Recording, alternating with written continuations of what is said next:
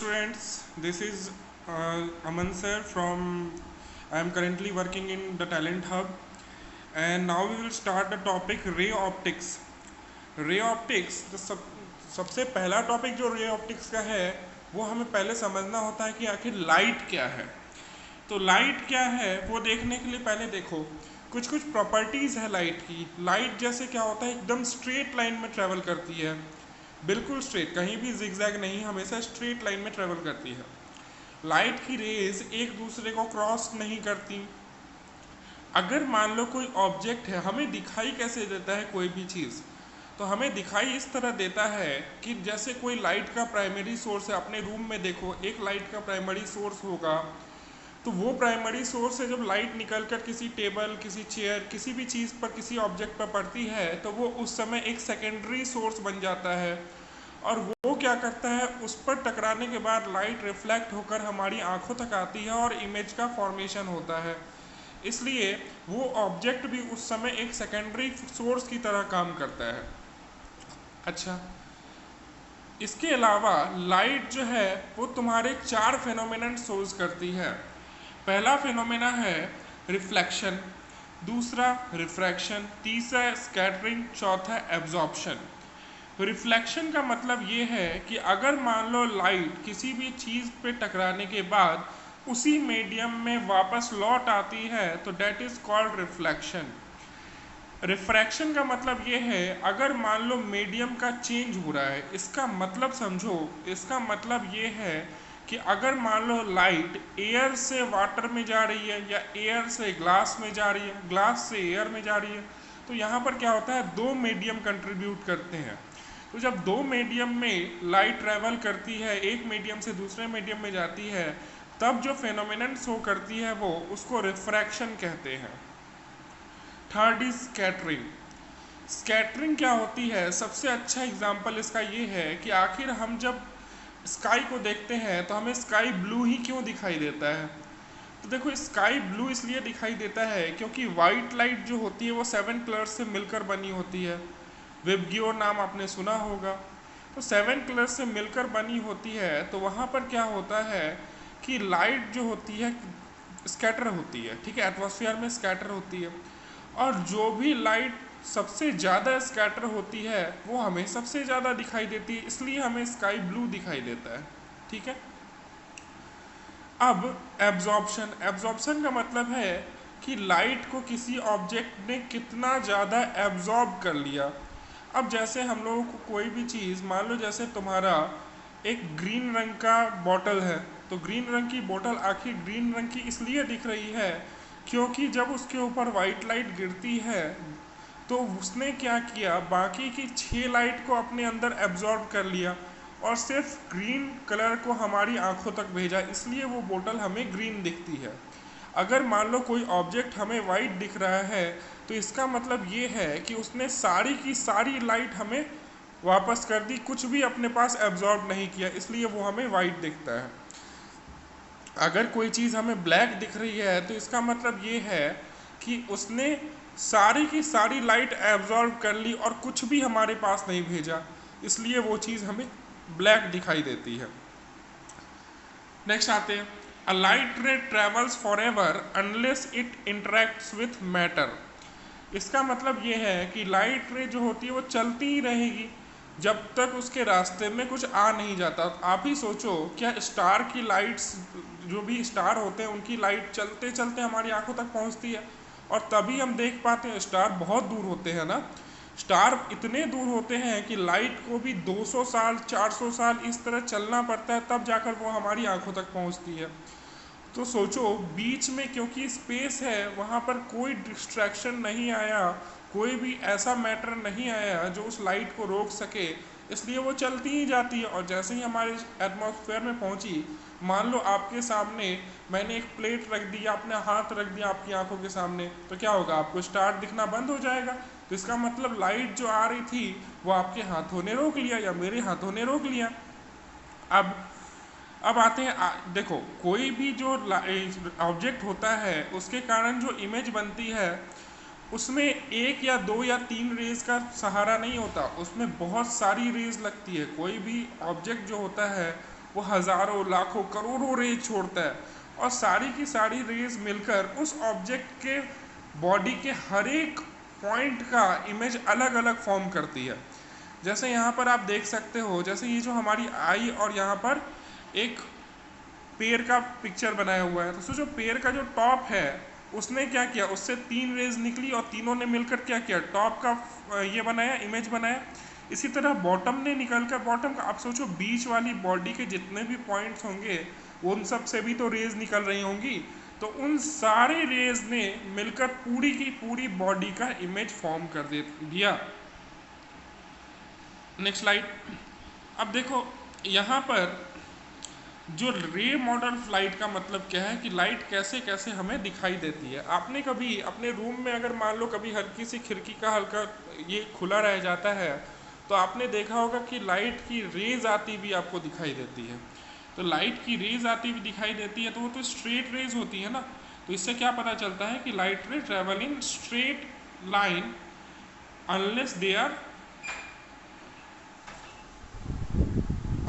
Are interacted with another matter. ठीक है।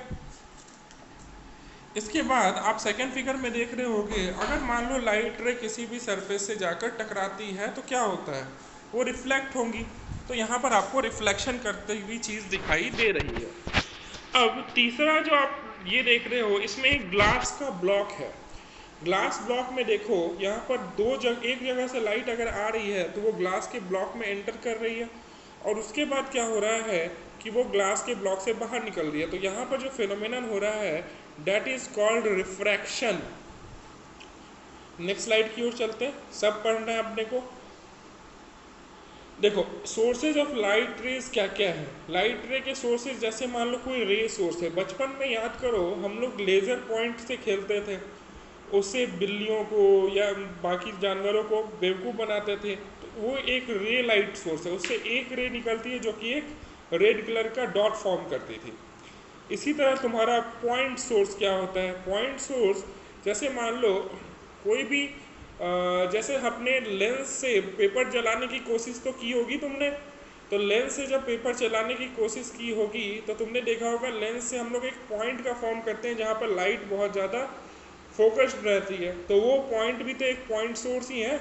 उस पॉइंट से क्या हो रही है, लाइट निकल कर हमारी आंखों तक पहुँच रही है, उसकी इमेज तभी तो बन रही है। तो that is a point source.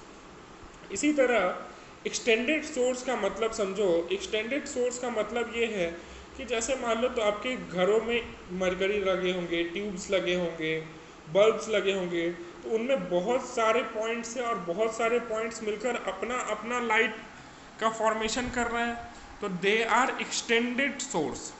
इसी तरह पैरेलल रे सोर्स का क्या मतलब होता है। पैरेलल रे सोर्स का मतलब ये होता है कि जैसे आपने मान लो कोई ट्यूब है, तो वो क्या करती है, अपने चारों तरफ रे छोड़ती है, और आप लोगों को वेव फ्रंट का ज्ञान है, तो रेज जो चारों तरफ छोड़ रही है तो सारी की सारी रेज क्या होंगी, पैरेलल होंगी। तो those can be considered as parallel ray sources.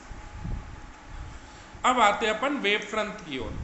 Wave front and rays, देखो जैसा कि आप लोगों को पता है, आप लोगों को बताया जा चुका है। अगर नहीं पता है तो इग्नोर करना, अगर पता है तो कोई अच्छी बात है। वेव फ्रंट क्या होते हैं, सेम फेज वाली चीज़ों पर अगर हम लोग परपेंडिकुलर खींचते हैं तो एक वेव फ्रंट का फॉर्मेशन हो जाता है। अच्छा अगर नहीं पता है तो कोई दिक्कत नहीं है। आप ये चीज़ देखो कि अगर मान लो कि एक यहाँ पर क्या है, अगर मान लो एक मरकरी है, ठीक है, इससे लाइट निकल रही थी बिल्कुल पैरेलल पैरेलल पैरेलल, ठीक है। अब अगर मान लो मैं एक लाइन यहाँ पर खींचता हूँ तो ये एक वेव फ्रंट बन जाएगा, दूसरी लाइन यहाँ खींचता हूँ तो ये एक वेव फ्रंट बन जाएगा। तो ये सारी चीज़ें क्या होती है, अपने पास वेव फ्रंट होती है, ठीक है। अच्छा अब wave front are the surfaces that are in same phase of motion. देखो लाइट जो है वो एक इलेक्ट्रोमैग्नेटिक वेव है, तो इलेक्ट्रोमैग्नेटिक वेव है तो उसका भी अपना एक फेज होता होगा, उसकी भी इक्वेशन क्या होगी अपने पास, y is equal to a sine omega t, ठीक है। तो उसका भी अपना फेज होता होगा। तो अगर मान लो सेम फेज वाले पार्टिकल्स को पकड़े और तो उनसे क्या बनेगा, अपने पास एक वेव फ्रंट बन जाएगा। जैसा कि इस पिक्चर में देखो उस स्फीयर के बीच में ना एक सोर्स ऑफ लाइट है, तो उससे सारी की सारी रेज निकल रही हैं और सब पर अगर मान लो एक परपेंडिकुलर खींचा जाए तो तुम्हें डिफरेंट स्फेरिकल वेव फ्रंट्स मिल दिखाई देंगे। अच्छा, rays are radial line pointing from the source and perpendicular to the wave front. बिल्कुल सही बात है। देखो फिर से एक बार वही फिगर बना रहा हूँ। मान लो ये तुम्हारी ट्यूब थी, रेज ऐसे निकल रही थी, तो रेज ऐसे निकल रही थी, तो यहाँ पर जो वेवफ्रंट बना ऐसा ऐसा बना। देखो सब पर 90 डिग्री का एंगल बन रहा है, ये सब की सब क्या है, परपेंडिकुलर है। तो rays are radial pointing outward from the source and perpendicular to the wave front. ठीक है, अब आते हैं अपन लॉज ऑफ रिफ्लेक्शन की ओर। लॉ, अच्छा एक वेव फ्रंट का एक और स्लाइड है। देखो वेव फ्रंट की एक और स्लाइड में देखो क्या दिया गया है। जैसे यहाँ पर एक पल्सेटिंग स्फीयर है, तो पल्सेटिंग स्फीयर को बेसिकली हम लोग एक सोर्स ऑफ लाइट ही मान रहे हैं, वो गोल एक सोर्स ऑफ लाइट है, पॉइंट सोर्स मान लो, कोई दिक्कत नहीं है। तो उससे क्या हो रहा होगा, रेज निकल रही होंगी, और जब हमने सब पर परपेंडिकुलर खींचा तो हमें एक कर्व्ड फॉर्म मिला, कर्व्ड वेव फ्रंट मिला। और सही भी है, जब किसी भी पॉइंट सोर्स से लाइट निकलती है तो सोचो वो स्फीयर बनाते बनाते जाएंगी ना, चारों तरफ लाइट निकल रही है, और अगर मैंने मान लो सब पर परपेंडिकुलर खींचा तो स्फीयर बनेगा। तो यहाँ पर एक छोटे से भाग के लिए खींचूंगा तो क्या मुझे कर्व्ड वेव फ्रंट ही तो मिलेगा। और अगर मान लो एक, अगर मान लो यहाँ पर एक ये है ट्यूब टाइप का है, cylindrical wave front, cylindrical source है, तो सिलेंड्रिकल सोर्स है तो इससे जो रेज निकलेंगी उससे अगर मैं परपेंडिकुलर खींचूंगा तो मुझे क्या मिलने वाला है, परपेंडिकुलर खींचूंगा तो मुझे एक प्लेन वेव फ्रंट मिलेगा, प्लेनर वेव फ्रंट मिलेगा। ठीक है, अच्छा, at large distance from source wave front become flat surfaces known as plane waves. अगर मान लो ज़्यादा दूर जाते हैं अपन तो जो भी तुम्हारी वेव फ्रंट्स होती है वो फ्लैट सर्फेस बन जाती है। ठीक है, अब आते हैं अपन रिफ्लेक्शन की ओर। देखो रिफ्लेक्शन में क्या है कि लाइट जब किसी भी वस्तु या सरफेस पर गिरती है तो सरफेस तीन चीज़ें करता है, या तो एब्जॉर्ब कर लेगा, ठीक है, या फिर रिफ्लेक्ट कर देगा, या फिर रिफ्रैक्ट कर देगा। लेकिन मान लो मैंने एक ऐसा सरफेस लिया जो कि बहुत ज़्यादा रिफ्लेक्टिंग सरफेस है, जैसे अपने घरों में मिरर्स होते हैं, आईने होते हैं, उनकी बात कर रहा हूँ मैं। तो अगर लाइट रे वहाँ पर गिर रही हैं तो सोचो जितने एंगल से गिरती हैं क्या उतने ही एंगल से वापस चली जाएंगी। ऐसा इसलिए आप अपने रियल लाइफ में भी ये चीज़ महसूस कर सकते हो। अपनी दीवार पर बहुत ज़ोर से अब किसी बॉल को फेंकना, जितने एंगल से आपने फेंका होगा उतने ही एंगल से वो टकराकर दीवार से दूर जाएगा। ठीक है, तो यहाँ भी वही है। तो यहाँ पर आप देख पा रहे हैं कि एक प्लेन है और प्लेन पर क्या हो रहा है, लाइट रे गिर रही है। तो नॉर्मल से, नॉर्मल जो होता है किसी भी एरिया के परपेंडिकुलर को नॉर्मल कहते हैं। तो नॉर्मल से जो भी एंगल रेज बनाती है that is called angle of incidence, और जो रे किसी भी सरफेस पर गिरती है that is called incident ray. अच्छा, अब नॉर्मल से जो रिफ्लेक्टेड रे यानी कि जो रे वापस जा रही है वो जो एंगल बनाती है that is called angle of reflection, और जो रे रिफ्लेक्ट होती है that is called reflected ray. तो आपने फिनोमेनन तो समझ लिया कि हो क्या रहा है, इंसिडेंट रे आएंगी, एंगल ऑफ इंसिडेंस बनाएंगी, और रिफ्लेक्ट होने पर एंगल ऑफ रिफ्लेक्शन बनाकर रिफ्लेक्टेड रे की तरह निकल जाएंगी। अब इसमें जो लॉ है वो क्या कहते हैं उसको देखते हैं। लॉ जो है वो कहते हैं इंसिडेंट रे, रिफ्लेक्टेड रे और जो भी नॉर्मल होता है वो तुम्हारे सेम प्लेन में रहते हैं। ठीक है, सेम प्लेन का मतलब ये है, अब देखो प्लेन क्या है इस चीज़ को समझ लो। प्लेन क्या होते हैं कि जैसे आप अगर किसी रूम पे बैठे हो और किसी रूम के कॉर्नर को देखो, अगर आप बॉटम कॉर्नर को देख रहे हो तो आपको दिखाई देगा कि तीन लाइंस मिलकर उस बॉटम कॉर्नर को बना रही हैं। आप तीनों को अपने हिसाब से एक्स वाई जेड एक्सिस का नाम दे दो। ठीक है, आपको दिखाई देगा कि जो ज़मीन है वो दो एक्सिस से मिलकर बनी होगी, एक्स और वाई। इसी तरह जो ऊपर की चीज़ अगर मैंने जेड मान रखी है, जो साइड वाली वॉल है वो आपकी एक्स और जेड से मिलकर बनी होगी, और सामने वाली वॉल वाई और जेड से मिलकर बनी होगी। ये सारी की सारी प्लेन्स है। जब भी दो एक्सिस से मिलकर कोई भी पूरा का पूरा एक सरफेस डिज़ाइन होता है, डेट इज़ ए प्लेन। तो यहाँ पर ये कहा गया कि इंसिडेंट रे, रिफ्लेक्टेड रे और नॉर्मल ये सारे के सारे सेम प्लेन में रहेंगे। अच्छा, the angle of reflection equals angle of incidence. इसका मतलब जितने एंगल से जितने एंगल से लाइट जाकर वहाँ गिरी है उतने ही एंगल से वो रिफ्लेक्ट होगी। ठीक है, तो यानी कि अपने पास दो क्या क्या होंगे, इंसिडेंट रे, रिफ्लेक्टेड रे और नॉर्मल जो होता है वो सेम सरफेस पे होता है, और दूसरी चीज़ एंगल ऑफ रिफ्लेक्शन जो होता है एंगल ऑफ इंसिडेंस के बराबर होता है। अब देखो लॉ ऑफ रिफ्लेक्शन क्या है, the incident ray, reflected ray and normal to the surface all line same plane, और दूसरी theta i is equal to theta r. वही चीज़ जो मैंने बोली यहाँ भी वही चीज़ समझाई गई है। अब देखो यहाँ पर अब सरफेस की बात है। अगर मान लो कोई भी सरफेस है वो क्या करता है, अगर मान लो एकदम प्लेन सरफेस है, ठीक है, अगर एकदम प्लेन सरफेस है तो सारी की सारी लाइट, अगर मान लो मैं इसमें थोड़ा सा देखूं तो यहाँ पर देखो इस पॉइंट पर नॉर्मल ये है, इस पॉइंट का नॉर्मल ये, इस पॉइंट का नॉर्मल ये, इस पॉइंट का नॉर्मल ये और इस पॉइंट का नॉर्मल ये। तो जितने एंगल से आएंगी उतने एंगल से भेजना है। तो अगर मान लो पैरेलल लाइट आ रही है, पैरेलल रेज आ रही है, तो रिफ्लेक्ट होने वाला भी पैरेलल ही होगा। कब? अगर मान लो सरफेस इवन है तो। जैसे घरों के आप मिरर्स पे हाथ फेरोगे ना तो वो आपको एकदम इवन दिखाई देंगे। तो एकदम इवन दिखाई देंगे तो उसका कारण ये है कि वो एकदम एक रेगुलर रिफ्लेक्शन देते हैं, इसलिए। ठीक है, तो that is called specular reflection. लेकिन अगर मान लो सरफेस जो है वो अनइवन है, सरफेस ऊपर नीचे है, तो क्या होगा कि सोचो हर एक जगह पे नॉर्मल जो बनेगा, जैसे यहाँ पर जो नॉर्मल बना वो तो ये बन गया, ठीक है। इसी तरह, एक मिनट मैं फिर से बना रहा हूँ, यहाँ पे जो नॉर्मल बना वो तो ये बन गया। इसी तरह यहाँ का नॉर्मल देखो यहाँ पर टेढ़ा हो गया, यहाँ का नॉर्मल फिर सीधा बना, यहाँ का नॉर्मल फिर कोई और एंगल ले लिया और यहाँ का नॉर्मल तो बिल्कुल टेढ़ा हो गया। तो हर एक जगह हर एक पॉइंट पर angle of reflection is equal to angle of incidence तो फॉलो होगा। Angle of reflection is equal to, अगर एंगल ऑफ इंसिडेंस फॉलो होगा तो यहाँ पर देखो जो पैरेलल रेज ऑफ लाइट आ रही थी वो सारी की सारी क्या हो गई, इधर उधर हो गई, अब पैरेलल नहीं रही। तो ये इसको कहते हैं डिफ्यूज रिफ्लेक्शन। इसका सबसे अच्छा एग्जाम्पल है कि अगर आप कभी किसी मेले वगैरह में जाते हो तो उसमें आपने देखा होगा कि एक हंसी घर होता है।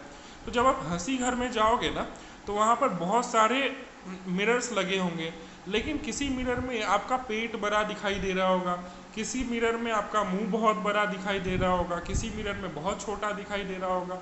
तो ऐसा इसलिए होता है कि वहाँ के जो मिरर्स होते हैं वो प्लेन मिरर्स नहीं होते, वहाँ पे जो मिरर्स होते हैं वो इवन मिरर्स नहीं होते, वो एक अनइवन मिरर्स होते हैं।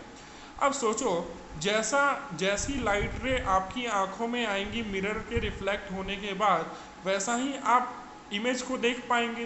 तो अगर मान लो किसी जगह पर लाइट रे ज़्यादा कॉन्सेंट्रेटेड है तो वहाँ पर आपको इमेज जो होगी बहुत क्लियर दिखेगी, और किसी पे बहुत ज़्यादा अगर मान लो डाइवर्जिंग है, अलग अलग है, तो वहाँ की चीज़ें बड़ी और बहुत ज़्यादा अनइवन दिखाई देंगी। तो यही फॉर्मूला फॉलो होता है आपको वहाँ पर हंसी घर में, ठीक है। तो this is called diffuse reflection. अब देखो किसी भी चीज़ को जैसे हम लोग देखते हैं तो फिर से वही चीज़ है, कोई भी पॉइंट सोर्स से क्या होता है, अगर मान लो लाइट आ रही है तो लाइट आ रही है हमारी आंखों में जा रही है, तब हम लोग उस सोर्स को देखते हैं। इसी तरह एक्सटेंडेड सोर्स में क्या होता है, सारे के सारे पॉइंट्स लाइट सोर्स का काम करते हैं, तो सारे के सारे पॉइंट्स जो होते हैं वो हमारी आंखों में अलग अलग इमेज बनाते हैं, और सबको एक बार कंपाइल करके हम लोग पूरा का पूरा ऑब्जेक्ट देख पाते हैं। इसी तरह जो रे सोर्स होती है तो उसमें हमें ना एक रे जाती हुई भी दिखाई देती है, आपने देखा होगा। अगर मान लो किसी स्मोकी वातावरण में अगर मान लो तुमने क्या किया, वो लेजर वाली जो टॉर्च होती है उसको जला रखा है, तो उसमें आपको पूरी की पूरी रे दिखाई देगी। ऐसा फिल्मों में भी देखा होगा कि वो लोग स्प्रे करते हैं और उसके बाद क्या होती है कि आपको रेड रेड लेजर दिखाई देती है। तो इसका कारण ये होता है कि स्मोक जो भी तुम्हारा उसने स्प्रे किया या स्मोक में जो लाइट होती है ना वो सब की सब एक सेकेंडरी इसकी तरह सेकेंडरी रे सोर्स की तरह काम करती है, और इसलिए हमें वो पूरी की पूरी बीम जो होती है वो विजिबल हो जाती है।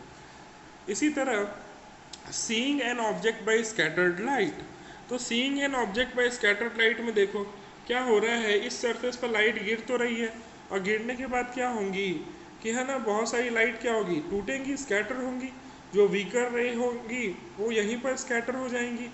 तो जो भी स्कैटर रेज हमारी आंखों पर गिरेंगी तो हमें वो पॉइंट उस हिसाब से विजिबल होगा। स्कैटरिंग का सबसे अच्छा एग्जांपल आपको मैंने स्काई का दे रखा है। अब आते हैं अपन प्लेन मिरर पे। प्लेन मिरर को सोचो, आपके घरों में प्लेन मिरर तो होंगे ही, तो घरों में जो प्लेन मिरर है, सबसे पहली चीज़ आप लोग उसमें क्या क्या नोट करते हो, जो आप अपना, जहाँ पर आप हो जितनी दूरी आपने मिरर से बना रखी है उतनी ही दूरी पर इमेज भी होता है मिरर से, ठीक है। तो यानी कि अगर मैं किसी भी 3D ऑब्जेक्ट, अगर आप तो 3D ऑब्जेक्ट है ना, 2D तो हो नहीं, कोई कार्टून तो हो नहीं, 3D ऑब्जेक्ट की बात करूं तो सोचो जो भी y एक्सिस का कोऑर्डिनेट था ऑब्जेक्ट का, वही y एक्सिस का कोऑर्डिनेट होगा इमेज का। लेकिन अगर मैं x एक्सिस की बात करूं और x एक्सिस जो है वो मिरर के परपेंडिकुलर वाली एक्सिस है, तो x एक्सिस अगर मान लो ऑब्जेक्ट का x कोऑर्डिनेट 6 है तो इमेज का x कोऑर्डिनेट -6 हो जाएगा, दोनों के दोनों क्या हो जाएंगे, नेगेटिव और पॉजिटिव दिखाई देंगे आपको, ठीक है। तो यानी कि सिर्फ और सिर्फ जो भी परपेंडिकुलर होगा मिरर के, उसके जो कोऑर्डिनेट्स होते हैं वो इमेज और ऑब्जेक्ट के दोनों प्लस माइनस में होते हैं, बाकी सारे सेम होते हैं। इसके अलावा और आपने प्लेन मिरर में क्या देखा कि आप अगर इरेक्ट खड़े हो तो आपकी इमेज भी इरेक्ट ही रहती है, तो यानी image from plane mirror is upright, यानी जैसे आप खड़े हो वैसे ही आपकी इमेज भी बनेगी। The same size as object, यानी कि जितने बड़े आप हो उतनी ही बड़ी आपकी इमेज भी बनेगी, यानी सेम साइज की बनेगी। And as far behind the mirror as object is in front of it, यानी मिरर से ऑब्जेक्ट ने जितनी दूरी रखी है उतनी ही इमेज भी मिरर से दूरी रखेगा। तो ये बातें समझ में आने वाली हैं। अब देखो प्लेन मिरर में क्या होता है कि जैसे कोई भी ऑब्जेक्ट है, ये वाली चीज़ आपको मैंने फील्ड ऑफ व्यू में थोड़ी थोड़ी बताई थी। अगर जैसे मान लो यहाँ पर पी क्यू जो है वो एक ऑब्जेक्ट है, तो पी क्यू से एक दो रे तो निकलने वाली है नहीं, इससे तो हज़ारों लाखों करोड़ों रेज निकलेंगी। तो सब की सब टकराने के बाद सोचो पी वाला जो तुम्हारा पॉइंट है उससे जितनी भी रेज निकली ना, वो सब की सब देखो यहाँ पर रिफ्लेक्ट होने के बाद एक पी डैश का फॉर्मेशन करेंगी, यानी कि एक पी की इमेज का फॉर्मेशन करेंगी। उसी तरह क्यू वाला जो है वो क्यू वाला यहाँ पर रिफ्लेक्ट होने के बाद यहाँ क्यू डैश का फॉर्मेशन करेगा, यानी एक, हाँ, यानी कि एक जो होगा वो अपने अपने पॉइंट्स का इमेज का फॉर्मेशन कर रहे हैं। अच्छा, अब ऐसा है कि ये जो ऑब्जेक्ट है इसमें अपने भी तो बहुत सारे पॉइंट्स होंगे ना, इसमें देखो यहाँ से यहाँ तक बहुत सारे पॉइंट्स हैं, तो इन सारे पॉइंट्स ने अलग अलग जगह पर रिफ्लेक्शन करके ये सारे पॉइंट्स बनाए होंगे, तभी हम लोग क्या कर रहे हैं, पूरी की पूरी इमेज देख पा रहे हैं, अदरवाइज हम पूरी की पूरी इमेज नहीं देख पाते। ठीक है क्या, यहाँ तक कोई दिक्कत? अच्छा, अब देखो यहाँ पर क्या हो रहा है कि आपकी your eyes intercept only a very small fraction of all the reflected raise, बिल्कुल सही बात है। सोचो जो ऑब्जेक्ट होगा वो तो चारों तरफ रेज बिखेर रहा होगा ना, बट आपकी आंखों तक तो वही आया जो प्लेन मिरर से जाकर टकराया, तो इसलिए क्या होता है, बहुत small fraction of reflected rays हमें मिलता है। इसके अलावा the rays from P and Q that reach your eye reflect from different areas of the mirror, बिल्कुल सही बात है, आपने देख लिया कि इस एरिया, एक मिनट, इस एरिया और इस एरिया से अलग अलग यहाँ पर जाकर टकरा रहे हैं, जिनके कारण हमें इमेज का फॉर्मेशन दिखाई दे रहा है। अब आ जाओ अपन प्लेन मिरर की ओर आते हैं। जैसे यहाँ पर आप देख पा रहे हो कि यहाँ पर कोई पी पॉइंट है, तो इसने बहुत सारी रेज छोड़ रखी है, तो सोचो हमारी आँखों तक पहुँचने वाली जो रे थी, हमारी आँखों तक पहुँचने वाली रे जो थी वो तो सिर्फ ये थी ना, और बाकी की सारी रेज तो यहाँ पर ख़त्म हो गई, ये सारी की सारी रेज तो इन्फिनिटी में चली गई, हमारी आंखों तक तो पहुँची ही नहीं। तो यानी कि एक स्मॉल फ्रैक्शन ऑफ रेज ही हमारी आंखों तक पहुँचती है रिफ्लेक्शन के बाद। अच्छा, दूसरी चीज़ यहाँ पर देखो, ये वाली चीज़ जो है वो एक ऑब्जेक्ट है और ये इसकी इमेज का फॉर्मेशन होगा, बिल्कुल सही बात है।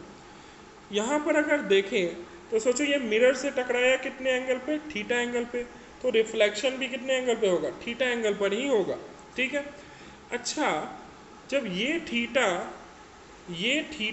तो ये भी थीटा होने वाला है क्योंकि अपोजिट एंगल है, तो ये थीटा तो ये भी थीटा। तो यानी कि यहाँ पर अब अगर मान लो सिमिलर ट्रायंगल का अगर फॉर्म ये लगाएं तो हमें ये दिखाई देता है कि ये जो DO है वो D1 के बराबर हो जाएगा या DI के बराबर हो जाएगा। तो यानी कि distance of the object from the mirror will be equal to distance of the image from the mirror. देखो सेम चीज़ें बताई गई हैं यहाँ पर। देखो यहाँ पर क्योंकि एक ऐसा एरिया है ये जो ऊपर वाला टॉप जो है वो पॉइंट नहीं है बल्कि एक एरिया कन्वर्ट कर रहा है, तो यहाँ पर एरिया कवर कर रहा है, तो सोचो आगे वाला पॉइंट कहीं और इमेज बनाएगा और पीछे वाला पॉइंट कहीं और इमेज बनाएगा। तो इससे दो रेज निकलती हुई दिखाई दे रही है तुम्हें, और दोनों की दोनों रेज एक आगे वाले पॉइंट का इमेज बनाएंगे और दूसरी पीछे वाले पॉइंट का इमेज बनाएंगे। देखो यहाँ पर अगर मान लो इसको मैं मानूँ पहला और इसको मैं मानूँ दूसरा, तो इससे जो रेज बन रही है तो पहले का ये बनेगा और दूसरे का इधर बनेगा, ठीक है। तो इससे पूरी की पूरी एरिया का फॉर्मेशन हो जाएगा। अच्छा, दूसरी चीज़, आप वर्चुअल इमेज और रियल इमेज के बारे में एक चीज़ समझ लो। What is real image? Real image तब बनती है, रियल इमेज के बारे में पहले तो आपको किताबों में दिया होता है कि it can be projected on screen, बिल्कुल सही बात है। लेकिन स्क्रीन पर प्रोजेक्ट करने के लिए आखिर रियल इमेज का पहले कुछ प्रॉपर्टी जाननी पड़ेंगी, और वो प्रॉपर्टी ये है कि जब दो रिफ्लेक्टेड रेज आपस में जाकर मिल जाती हैं तो then they will form real image. Otherwise अगर नहीं मिलती तो उनको हम लोग ज़बरदस्ती मिलाते हैं और that is called virtual image. यहाँ पर देखो यहाँ पर आप देख पा रहे होंगे ये दोनों रेज कहीं भी नहीं मिली। यहाँ पर क्या हुई, दोनों की दोनों दूर होने लगी है, तो दोनों की दोनों कहीं मिल तो नहीं रही। तो हमने क्या किया, पीछे में देखो यहाँ पर एक्सटेंड किया है और यहाँ पर रेज को जाकर मिला दिया है। तो यहाँ पर क्या होता है, एक वर्चुअल इमेज का फॉर्मेशन होता है। इसका मतलब प्लेन मिरर हमेशा एक वर्चुअल इमेज का फॉर्मेशन करता है। इस बात को आप लोग याद रखेंगे। वर्चुअल इमेज और रियल इमेज में अंतर क्या है? रियल इमेज में जहाँ पर मिलती है रेज वहाँ बनेगी रियल इमेज, और जहाँ पर नहीं मिलेंगी रेज वहाँ बनेगी वर्चुअल इमेज। नेक्स्ट स्लाइड पे चले, नेक्स्ट स्लाइड पे चलते हैं। अच्छा, प्लेन मिरर में अगर मान लो मिरर छोटा हो बड़ा हो, सुबह सुबह जब आप बाथरूम जाते हो वहाँ पे अगर मिरर लगा होता है तो वहाँ पर आप देखोगे कि जब आप बहुत सामने रहते हो ना तो सिर्फ आपका चेहरा उस मिरर में दिखाई देता है या फिर कुछ पोर्शन दिखाई देगा। लेकिन जैसे जैसे आप मिरर से दूर जाते जाते हो ना, वहाँ पर क्या होता है, आपको जो इमेज की लेंथ है वो आपको बढ़ती हुई दिखाई देने लगती है। तो इसका कारण ये है कि जैसे जैसे हम लोग दूर जाते हैं ना वैसे वैसे ज़्यादा से ज़्यादा रेज रिफ्लेक्ट होकर हमारी आंखों तक पहुंचती है, और ज़्यादा रेज पहुंचेंगी तो ज़्यादा बड़ी इमेज दिखाई देंगी। This is also covered in topic of field of view. तो यहाँ पर थोड़ा देख लेते हैं। यहाँ पर सेकंड वाले फिगर की ओर देखो, यहाँ पर जो पैरों से रेज निकल रही है, निकलने के बाद अपनी आंखों तक पहुँच रही है, तभी हमें अपने पैरों की जो इमेज होगी वो दिखाई देगी। तो हमें ऐसा पता चलता है, यहाँ पर सिमिलर ट्रायंगल अगर लगाएंगे तो हमें ये दिखाई देगा कि अगर मान लो किसी भी ऑब्जेक्ट की फुल लेंथ फुल इमेज हमें देखनी है तो उसके लिए उसका आधा लेंथ का मिरर रिक्वायर्ड होगा। तो that's it for plane mirror. अगला टॉपिक अपन देखेंगे। अगला टॉपिक आपको डेविएशन है, deviation due to plane mirror है, और वेलोसिटी क्या होती है किसी भी इमेज की जब मिरर भी मूव कर रहा हो और जो ऑब्जेक्ट है वो भी मूव कर रहा हो। ये आपका नेक्स्ट टॉपिक है। Thank you very much. ठीक है।